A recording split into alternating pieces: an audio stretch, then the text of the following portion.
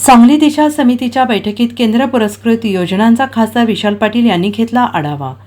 सांगली जिल्हा विकास समन्वय आणि संनियंत्रण समिती दिशाची सभा खासदार विशाल पाटील यांच्या अध्यक्षतेखाली आज येथे संपन्न झाली। यावेळी त्यांनी विविध केंद्र पुरस्कृत योजनांचा सविस्तर आढावा घेत मार्गदर्शन सूचना केल्या।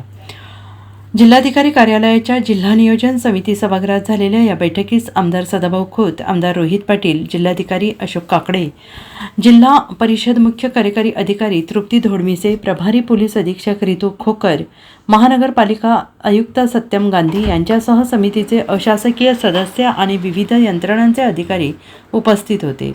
खासदार विशाल पाटील म्हणाले की केंद्र पुरस्कृत योजना अंतर्गत शासनाचे महत्त्वाकांक्षी प्रकल्प संबंधित यंत्रणांनी विहित वेळेत पूर्ण करण्यासाठी प्रयत्न करावेत।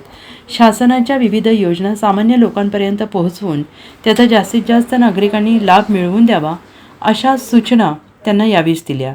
आमदार सदाभाऊ खोत यांनी विविध कल्याणकारी शासकीय योजनेअंतर्गत दिलेली कामे विहित वेळेत आणि गुणवत्तापूर्ण आणि शासकीय नियमानुसार पूर्ण करावीत। जे कंत्राटदार की विहित मुदतीत दर्जेदार काम करणार नाहीत त्यांना काळे यादीत टाकावे अशा सूचना त्यांनी यावेळी दिल्या।